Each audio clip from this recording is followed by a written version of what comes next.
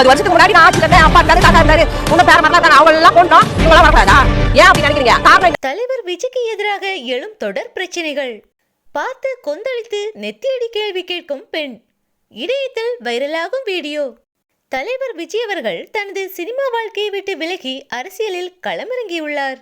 தமிழக மக்களுக்கு நல்லாட்சியை கொடுக்க வேண்டும் என்ற எண்ணத்தில் களமிறங்கி இருக்கும் விஜய் ஆரம்பம் முதலே சந்திக்கும் பிரச்சனைகள் ஏராளம். ஒவ்வொரு பிரச்சனைகளாக சமாளித்து வந்த போதிலும் இன்றளவும் அவருக்கு வரும் பிரச்சனைகளுக்கும் தடைகளுக்கும் ஒரு முடிவில்லாமல் தான் சென்று கொண்டிருக்கிறது.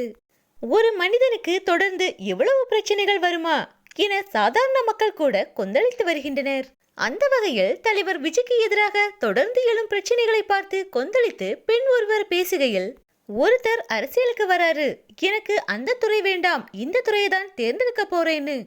அஜித் சார் கூட பைக்கோ காரோ எதுலையாவது சாதனை பண்ணி நாட்டுக்கு பெருமை சேர்க்கணும்னு அவரு நினைக்கிறாரு. இவரு நாட்டுக்காக இதை பண்றாரு. இதையெல்லாம் நீங்க எதுக்கு விமர்சனம் பண்ணிட்டு இருக்கீங்க? நீங்க ஏன் அவரு வரக்கூடாதுன்னு நினைக்கிறீங்க? ஏன் தடுக்கிறீங்க? ஏன் குறை சொல்லிட்டே இருக்கீங்க? புதுசாதான் ஒருத்தர் வரட்டுமே. 50 வருடமா ஒரே கட்சி ஆட்சி செஞ்சது போதுமே, வேறு யாரும் வரக்கூடாதா? எதுக்கு அப்படி நினைக்கிறீங்க? அவரு எதை பண்ணினாலும் தப்பு கண்டுபிடிக்கணும்னு கேமராவோட ஒரு கூட்டம் சுத்திக்கிட்டு இருக்கு. அந்த காலம் இல்ல இதை எல்லாத்தையுமே நம்புறதுக்கு. இந்த காலத்துல யாரும் நம்ப மாட்டாங்க. விஜய் ஜெயிக்கணும், விஜய் முதல்வராகணும், அவரும் 5 வருஷம் ஆட்சி செய்யட்டும், அதுக்கப்புறம் பேசலாம்.